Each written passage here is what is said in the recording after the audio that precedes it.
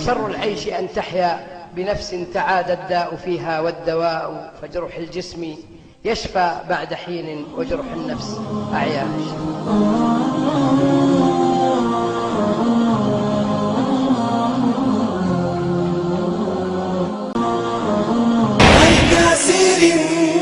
ذاق ألوان النكال لا تصمي سمع عنهم مثل أشباه الرجال. قيد سير ذاق ألوان النكال لا تصمي. هللي واصبر أيام جاهدا في سبيل الله رجبا تقي يا نفسي لا تحزني. هللي واصبري أجراه على الله وله في جنته منزلي.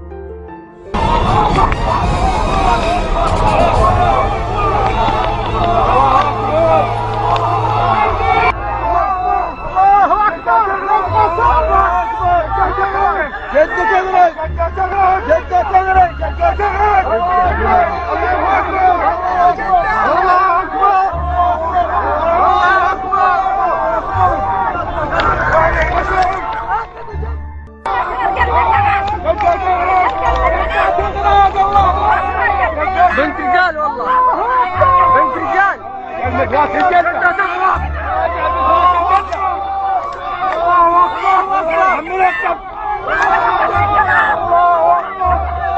الله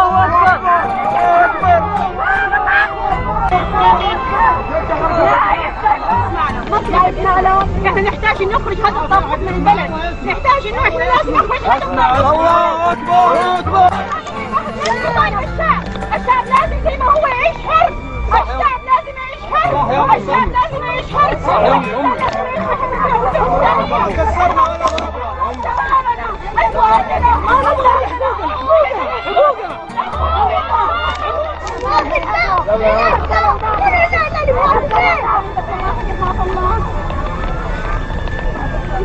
حقوقكم. الشعب طالب. الله أكبر. الله أكبر.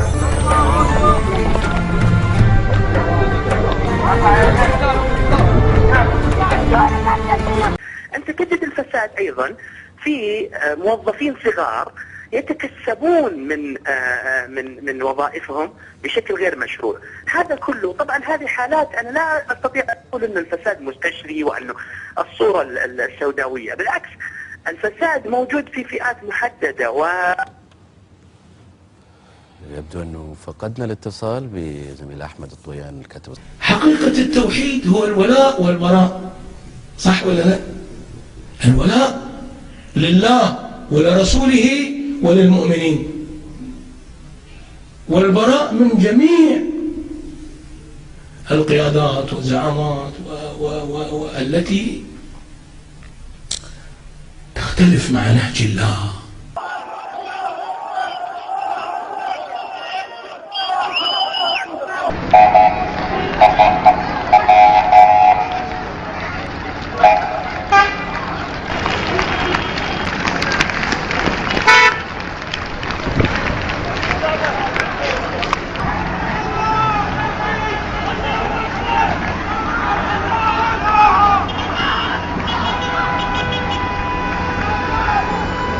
Recuerda, chicos, que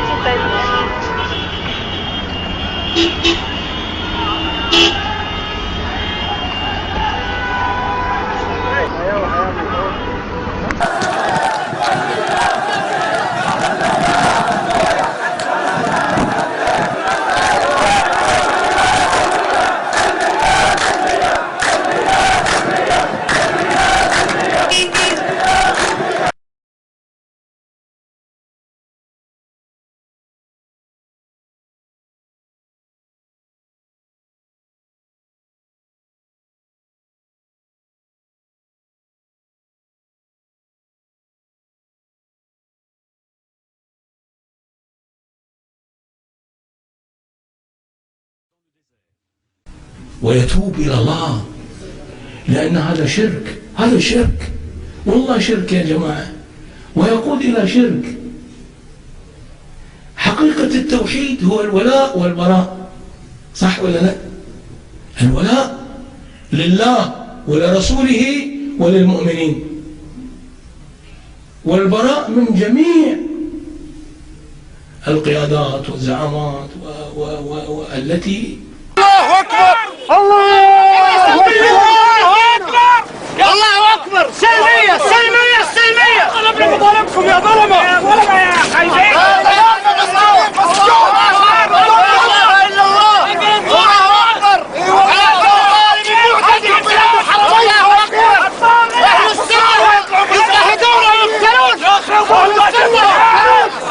الله أكبر ولا حول ولا قوة إلا بالله العلي العظيم على كل عدو ومتكبر. الله أكبر. حسبنا الله ونعم الوكيل. حسبنا الله ونعم الوكيل. حسبنا الله ونعم الوكيل. مرة في جدة الله ونعم الوكيل. الله أكبر الله أكبر على كل ظالم. الله أكبر على كل متكبر. الله إن الله لا يهدي كيد المسلمين ولا يهدي كيد الظالمين ولا يهدي المسلمين. 150 مليار 200 مليار فريون و200 دخلت لنا بالسجون. الله أكبر تهليل سلمية سلمية. الله أكبر على المنطقة وتجبر يا شعب. حنا الشعب ما نرضى الظلم. يا ضحايا الأسهم، يا ضحايا عيد العيد والجمعة الجمعة، وينكم؟ منا معك. عشان أقول أنا نحتاج للديمقراطية، نحتاج للحرية، نحتاج نتكلم بكل حرية، نحتاج ما حد يمنعنا نعبر عن آرائنا. ليه الشرطة هذول كلهم هنا؟ ليه؟ عشان يمنعونا أن نوصل أصواتنا للناس؟ لا، بنوصل أصواتنا للجميع. ما الحكومة ما تملكنا، احنا أحرار نبغى نعيش بحرية، احنا نبغى نعيش بحرية بس. قالوا إذا شفناك مرة ثالثة بنحطك في السجن. ليه؟ في حظر تجول؟ ما أعلن عن حظر تجول. أنا هنا لأني إنسان حر وأبغى أعبر عن رأيي. جمع في ظل هالتواجد الأمني اللي تشوفونهم بثياب وبدون ثياب، كلهم بوليس وبوليس سري. اللي جو معكم صاحبينكم بالباص باص أمني. وزارة الإعلام الإعلام مو حر، الإعلام مو حر. في دولة ملكية الإعلام مو حر. الإعلام ما يقدر يقول اللي يبغى، الناس ما تقدر تقول اللي يبغى. حتى الإعلام عنده أجندة، يتكلم ببيانات من وزارة الداخلية فقط لا غير. ما يتوقعون ان احد يوقف ويتكلم مع الاعلام، ما يتوقعون احد يملك الجرأة في السعودية انه يتكلم مع الاعلام لانه بيروح للسجن.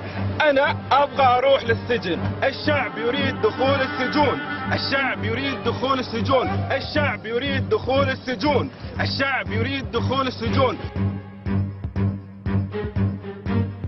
انا خفت وخفت وانكتمت الين انفجرت. خلاص انتهى، وش اخاف منه؟ اخاف من ايش بعد؟ حرية ما في حرية، كرامة ما في كرامة، عدالة ما في عدالة. انا ابن البلد، احتاج كل شيء يجيني بدون ما اتظلم. كل شيء تحتاجه لازم تدخل على الامير، كل شيء تحتاجه لازم تجيب واسطة، اي شيء تبيه لازم تجيب. انا عندي ولد توحدي، عندي ولد توحدي، ما فيه ولا شيء، الدولة ما تقدم له ولا شيء. تعبنا، ما في مدارس ولا في اي شيء، العالم كله احرار الا احنا في هالبلد. وانا مبسوط خلاص، ما في شيء تخسره. كمين هناك وكمين مجاور وكمين اللي بعده، مستحيل اوصل للبيت ابدا، مستحيل اوصل للبيت، بس الحمد لله وصلت راي. لنجد نفس الرسالة. عزيزي المتصل، إن الجوال المطلوب مغلق. ماذا عن المعتقلين بدون تهمة أو محاكمة في سجون نايف؟ ماذا عن المعتقلين السياسيين الذين يتعرضون للتعذيب النفسي أو الجسدي؟ الملك هو من يتحمل وزر هؤلاء. في سبيل رفع الظلم عن أهلنا في بلاد الحرمين ندعو للمجاهرة بالرغبة في إسقاط الملكية. مخاطبة الظالم لم تعد مجدية، والتحرك الجماهيري أصبح الحل الوحيد لفرض التغيير وتحقيق العدالة. نشاط ميداني سلمي والمساهمة في إنجاح جهود مجموعات أخرى تسعى للتغيير بطرق مختلفة. أعظم الجهات كلمة حق عند سلطان جائر، فلن نخضع اليوم للظالمين ولن نستكن للعنى الأنكدي، فقد آن للجور أن ينتهي وقد آن للعدل أن يبتدي. اعتقل زوجي مثلما اعتقل غيره بطريقة ليس فيها أي احترام.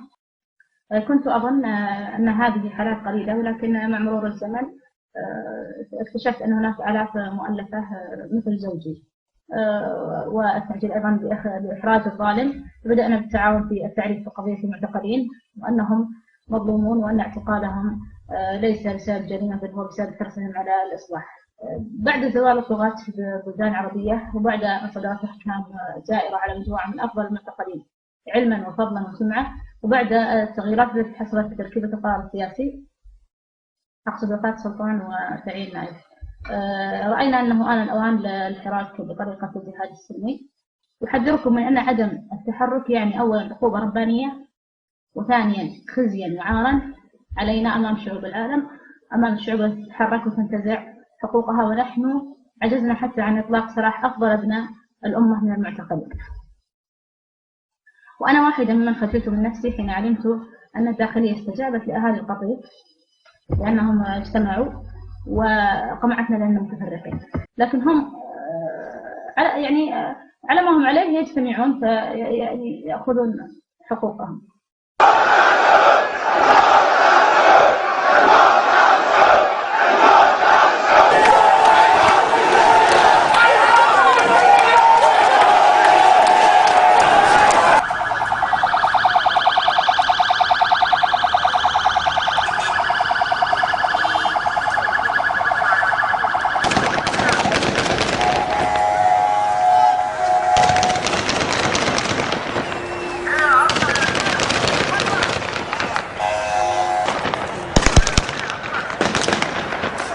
سلامي مثل السحاب، فؤادي عندكم يضحي ويمسي، يلازمكم وإن بعدت ركابي. أحبائي خذوا مني سلامي، يرف عليكم مثل السحاب، فؤادي عندكم يضحي ويمسي، يلازمكم وإن بعدت ركابي.